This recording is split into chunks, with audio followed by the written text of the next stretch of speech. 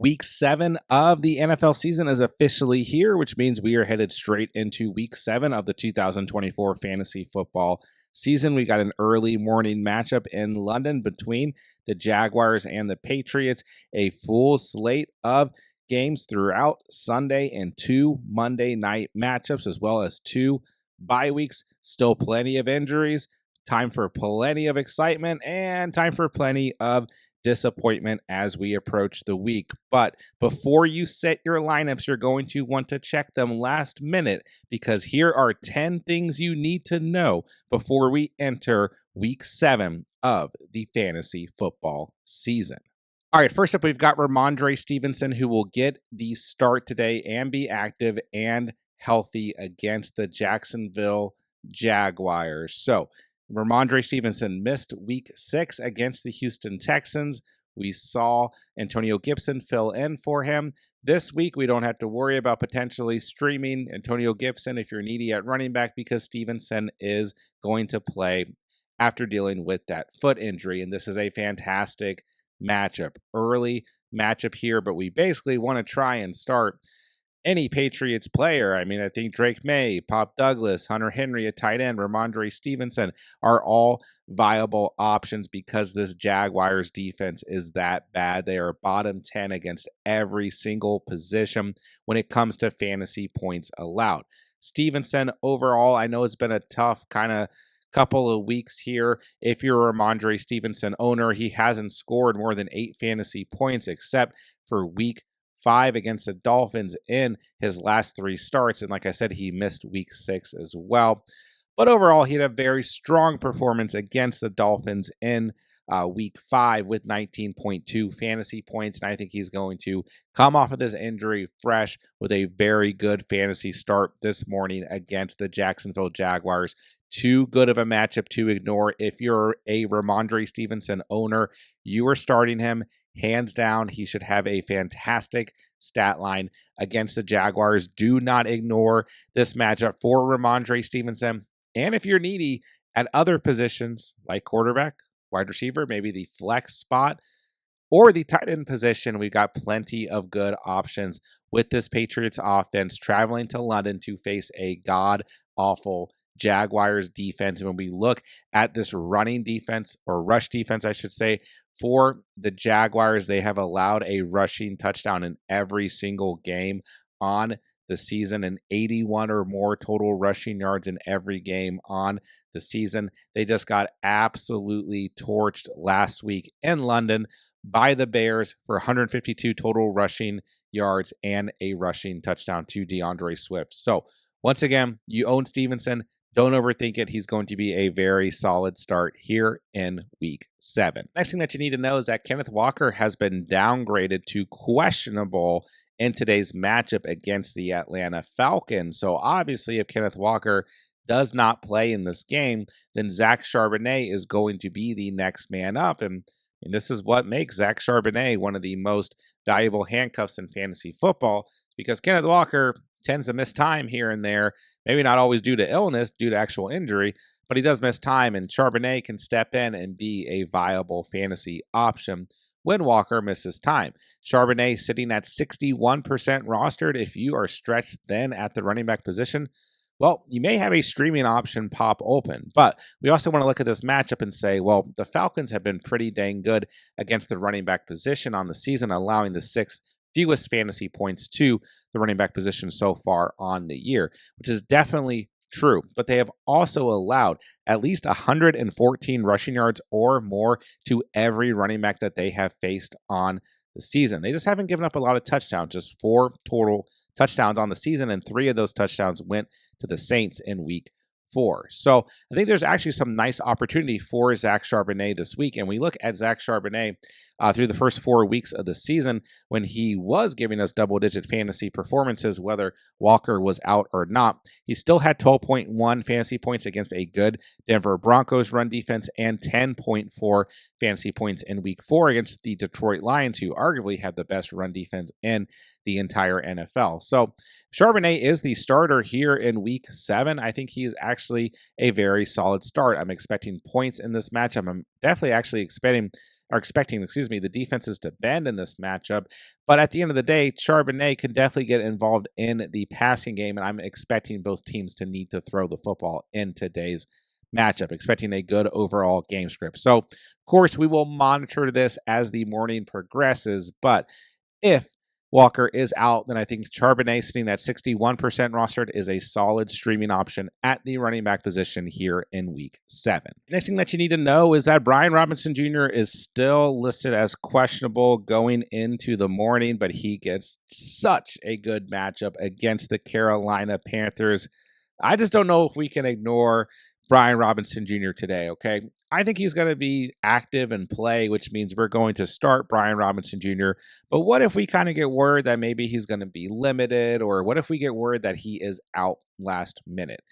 What do we do there? Okay, well, let's just look at the Panthers' run defense very quickly, the worst in the entire NFL. They're averaging 2 touchdowns allowed to the running back position per game on the season.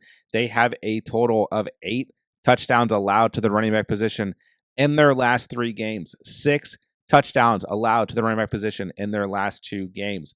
We have seen touchdowns to Bijan Robinson, Tyler Algier, DeAndre Swift, Roschon Johnson, Zach Moss, and Chase Brown in the last 3 weeks. So if Brian Robinson Jr. is playing, who's averaging 15.5 fantasy points per game, he is a must-start player. If he's limited, I don't care. He still is a must-start player. He was limited 2 weeks ago against the Cleveland Browns and still scored 2 touchdowns and had 13.8 fantasy points. So at worst, he's a solid floor play this week. At best, he's a very high upside must-start running back. But what if he's out?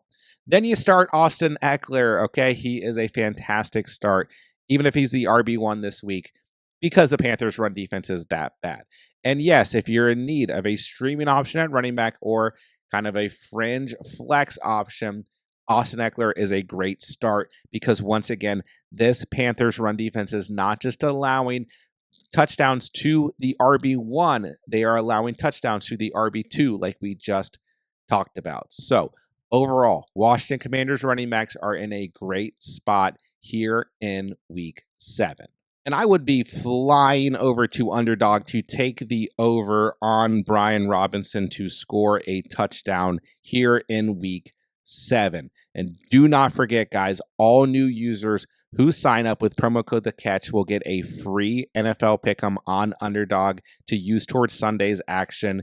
Take your free Pick'em, pair it with Brian Robinson Jr. to score a rushing touchdown today and automatically triple your cash entry. And as long as you use promo code The Catch, that link is down below, you're also going to receive a 50% deposit match up to $1,000.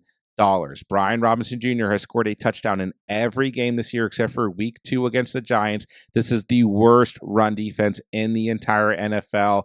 Take advantage of this on Underdog. This is an easy smash line. And like I said, you're going to be able to triple your cash entry with that free pick'em and get a 50% deposit match up to $1,000 on Underdog when you use promo code The Catch. The next thing that you need to know is that Russell Wilson is getting the start at the quarterback position for the Pittsburgh Steelers on Sunday Night Football against the Jets. So this should certainly be interesting, but what are the primary fantasy implications? Well, probably going to be taking a look at our guy, George Pickens, at the wide receiver position. How do we feel about this? Well, it is a home game for the Steelers, but it is obviously a tough matchup as this Jets defense hasn't been great, but they have been very good against the pass, and they're giving up the 4th fewest fantasy points to the wide receiver position so far on the season. So far on the year, they've only given up 4 total touchdowns to opposing offenses, through the air. And I mean, I will say overall, they haven't had the strongest strength of schedule. They faced the Niners, the Titans, the Patriots, the Broncos, the Vikings, then the Bills this past week. So it's pretty even there. I mean, I think most would argue the Niners, the Vikings, and the Bills really the only tougher offenses that they have faced on the year. But, this is Russell Wilson's first start here. I just don't feel very good about George Pickens this week. He is in that kind of sit category for me if you're a George Pickens owner. here on Sunday Night Football in Week 7. I know he's played like one game against the Jets way back in his rookie season. He had 16 fantasy points, but I'm not going to read too much into that. I'm worried if I'm a George Pickens owner, I don't want to start him today. And I don't particularly like him too much next week, once again at home against the Giants, as that defense is nothing to sneeze at.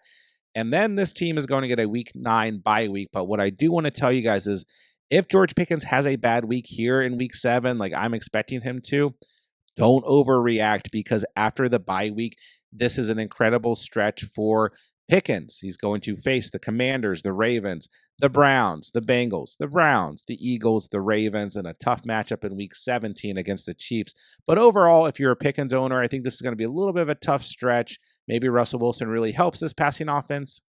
Maybe they end up going back to Justin Fields. We'll find out. But don't panic. There's a really good stretch coming up for George Pickens. But here in Week 7, he's going to be a sit for me against Sauce Gardner and company. In that same matchup, you also need to know that Davante Adams has been traded to the New York Jets, and he'll probably be acting as the wide receiver 1 for the Jets, as he will be active tonight, which is leaving a lot of fantasy managers panicked about Garrett Wilson.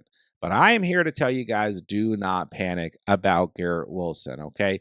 This is a good thing for Garrett Wilson, in my opinion. Yes, some of this volume and that high volume that he's been seeing over the past 2 weeks or so is going to go down. Some of that's going to go to Davante Adams, but this is going to help open up this entire offense, and this is going to ensure that defenses put their primary defensive pressure majority of the time on Davante Adams, which is going to open up things for Garrett Wilson and, dare I say, Allen Lazard at times as well. But just think about it, guys. I mean, when you look across the league, there are all kinds of valuable wide receiver 2s, okay? Think about Chris Godwin. Think about what Jameson Williams is doing right now. Think about how sustainable Devonta Smith is right now. Think about when everyone's healthy, what Tyreek Hill and Jalen Waddle can do. And there's even more examples that we could go through. Just because there's a good wide receiver 1 on a team does not mean that a wide receiver 2 can't coexist. So if you own Garrett Wilson, certainly no reason to panic. Now, it is a little bit of a tough matchup against the Pittsburgh Steelers, and I think going into this matchup, we could expect both defenses to play pretty well. But when we break down what the Steelers have done this year, Week 1, a very good, overall defensive effort against the Atlanta Falcons. Then Week 2, they played the Broncos. Week 3, they played the Chargers. Week 4, they played essentially Joe Flacco and the Indianapolis Colts. Then they didn't play so well against the Dallas Cowboys in Week 5, allowed 352 passing yards. Then this past week, they played Aiden O'Connell. They just haven't really had a tough strength of schedule. And overall, they haven't really faced difficult passing offenses or difficult quarterbacks to face. So I don't know if the Jets are necessarily up there, but they looked pretty good last week with the new play calling. Now they got Davante Adams. If you own Garrett Wilson, he's a top 20 fantasy football wide receiver. He's averaging 16.2 fantasy points per game. I'm not worried. He is still a strong start here in Week 7. All right, the next thing that you need to know is that, Mason Rudolph is getting the start at quarterback for the Tennessee Titans. And in the past 24 hours, I've already had people coming and saying, can I start Calvin Ridley? Can I start DeAndre Hopkins? No more Will Levis. The mailman is on the sidelines. And for me, the answer is no. I have no interest in starting a wide receiver on this Titans team anytime soon. Now, maybe that changes. And overall, Mason Rudolph, in relief of Will Levis in Week 4 on the road against Miami, was okay. 9-17 for 85 passing yards. Didn't make any mistakes, but didn't really do a whole lot in that game that would make me too excited. DeAndre Hopkins had 4 targets, 2 receptions, 31 receiving yards. Calvin Ridley had 3 targets, 1 reception for 5 receiving yards. So they combined for 7.6 fantasy points, which is ironically what Calvin Ridley is averaging per game on the season thus far. This Buffalo Bills pass defense has been very good so far on the season as well. And they have faced some pretty good teams, or at least pretty good quarterbacks, we should say. Kyler Murray, Tua before he went down, so maybe we scratch that. Trevor Lawrence in a really bad matchup, but then Lamar Jackson, CJ Stroud, and then Aaron Rodgers this past week. So this is a good secondary for the Buffalo Bills. They are nothing to sneeze at. And I will quickly say, if you went into this week expecting to start the Bills defense, and if you're in a league that has defensive special team slots and you were just expecting to ball out against Will Levis, yeah, I mean, the turnovers might not be here potentially for Mason Rudolph. We'll see. The upside maybe isn't there, but this is still a good, strong start if you own the Bills defense in that defensive special team slot. And once again, getting back to the point, Calvin Ridley, DeAndre Hopkins, I have no interest. Like, we can sit back and maybe Mason Rudolph pieces something together here that gives us confidence, but do not risk it in your starting lineup this week. Don't throw Ridley in your flex. Don't throw D-Hop in your flex. There's no reason to risk it here in week 7. All right, and sticking with the same matchup, we also have Amari Cooper traded to the Buffalo Bills, and I've certainly got plenty of questions in the past couple of days about what to do with Amari Cooper. How much usage is he actually going to get? There's still a lot of other wide receivers on this team. There's a talented tight end. There's a running back in James Cook who can catch the football. On paper, this is a bad matchup, against the Tennessee Titans. What do we do? Well, I'm going to go ahead and say, if you want to start Amari Cooper, I'm perfectly fine with starting Amari Cooper this week. If we look at the Titans' passing defense, well, overall, they rank second against the wide receiver position in terms of fantasy points allowed to the wide receiver position. I, once again, am not ultimately going to read too much into this. Week 1, they played the Chicago Bears, where Caleb Williams only threw 93 total passing yards. Okay. Week 2, they played the Jets in a game where Braylon Allen and Breece Hall just ran all over the Titans defense. Weird game, right? Week 3, they played the Green Bay Packers, and don't forget, in that game, Malik Willis was the starting quarterback, so not a super stiff challenge, and Malik Willis ran the football with ease in that game. In week 4, they played Tyler Huntley and the Miami Dolphins and whatever that mess was. Then they had a bye week. Then this past week, they faced Joe Flacco. No disrespect to my guy, Joe, but this has been a very, very soft overall schedule when it comes to the quarterback position and the passing defenses they have played. And L'Jarius Sneed, who came over from Kansas City, who was supposed to, really come in and be a true kind of shutdown corner, has not been playing that well as a corner one on this team. And I would imagine that's who Amari Cooper is going to face a majority of this game. So I'm all in on Amari Cooper. Or I don't want to say all in, but I like Amari Cooper this week. And, when we break things down, last week was a weird week against the Jets because, Keon Coleman just saw 4 targets. Khalil Shakir, coming off the ankle injury, just saw 2 targets. And then we actually saw more involvement out of Curtis Samuel with 4 targets, as well as Mac Hollins, or he just had 2 targets. Felt like Mac Hollins was more involved because he had the touchdown catch. But, yes, we still have some volatility with the volume here overall spread around. And then Dalton Kincaid had 7 targets, 6 receptions. But James Cook missed last week. So there's definitely like a little bit of what exactly are we going to get here out of this offense. But I will say Cooper in the flex, I think, is a solid option. Don't read too much into the matchup here. I think Cooper can still come out with a very solid fantasy day here in week 7. Someone who did not have a very solid fantasy day last week is Mike Evans. And if you guys watched last week's video on Sunday morning, I told you guys to sit Mike Evans against the New Orleans Saints. We went down and broke down all of his matchups against the Saints for like the past 6 years, and every time he's faced Marshawn Lattimore. And still, some of you guys question me, and I get it. It's Mike Evans. He's having a great season and everything. But he does not play well against the Saints. But here we are in week 7, and I've gotten plenty of questions throughout the week about what to do with Mike Evans. And it shouldn't even be a question. You start Mike Evans, okay? When we're looking at number 1 wide receivers against Pat Surtain, or we're looking at Mike Evans against Marshawn Lattimore, then those are the times when we strongly consider benching Mike Evans. But when we're looking at a team like the Baltimore Ravens, who are giving up the most fantasy points to the wide receiver position in the entire league, we're not even taking a second to think about it. Mike Evans should be locked and loaded into your starting lineups. This Ravens secondary so far on this season is allowing 2 passing touchdowns per game with 10 on the season overall. Chris Godwin's going to be involved. I think Cade Otton's going to be involved. They got plenty of running backs on this team. We're seeing a little bit of involvement out of Sterling Shepard. But at the end of the day, while the Ravens secondary is awful, the Buccaneers secondary is not playing very well either. You can certainly expect both teams to be putting up points in this Monday night matchup. This should be one of the higher scoring games of the week. And you got a couple potential high scoring games here on the week. But overall, great matchup for Mike Evans. If you're coming out of last week, he got a little bit banged up and didn't do anything against the Saints, came back to the game, still didn't do much of anything at all. Don't overthink it. Mike Evans is a smash, no-brain, must-start player against the Ravens here in Week 7. And this is the other player that I would be hitting straight to Underdog to hit the higher on him to score a touchdown. I just think he's going to bounce back in a strong fashion. Baker's going to be looking to Mike Evans throughout this game. Mike Evans has a total of 5 touchdowns so far on the season.